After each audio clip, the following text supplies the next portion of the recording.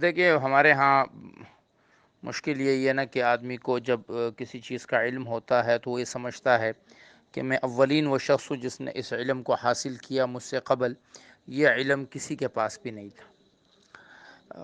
یہ جذباتی ہمارے ہاں لوگوں کی باتیں ہیں۔ صحابہ رضوان اللہ اجمعین کے اوپر طاعون امواس آیا اور ہزاروں صحابہ شہید ہوئے، تو کیا ان کو کلونجی کی اس حدیث کا پتہ نہیں تھا؟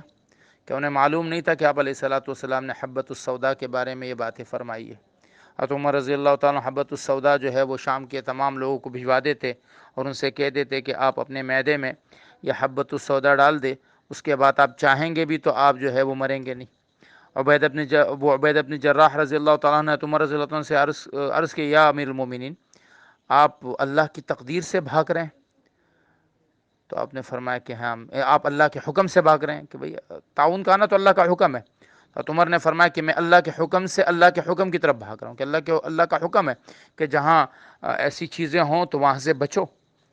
عمر بن عاص رضی اللہ تعالیٰ جب شام کے گورنر بنے تو انہوں نے لوگوں سے کہا کہ بھائی یہ جو انما یشتعل اشتعال النار، اس طرح کے جب وبائیں آتی ہے تو یہ آگ کی طرح پھیلتی ہے، لہذا پہاڑوں پر چڑھ جاؤ، ڈسٹنس رکھو اپنے۔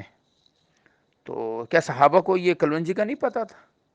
لیکن ہمارے ہاں جب کوئی آدمی اٹھتا ہے تو سب سے پہلے وہ علماء کو اپنے پیروں کے نیچے رونتا ہے، پھر وہ دوسرے لوگوں کو۔ بھائی جب علماء آپ سے کہہ رہے ہیں کہ اللہ کی تقدیر پر بھروسہ کیجئے، اعمال پر تمام اعمال اختیار کیجئے، کلونجی کا کھانا اس میں سے ایک تدبیر ہے، لیکن یہ تو نہیں کہا کہ آپ جو ہے وہ جا کر شیر کے منہ میں بیٹھ جائیں۔ فرمایا فر من المجذوم کفرارک من الاسد، آپ جو ہے جزامی بندے سے، کوڑ کے مریض سے ایسے بھاگے جیسے شیر سے بھاگتے ہیں۔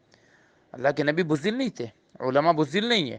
احتیاط بہت ضروری ہے، اس کے ساتھ اللہ کی ذات پر، اللہ کے نبی کے فرمانوں پر اعتماد بھی رکھنا چاہیے۔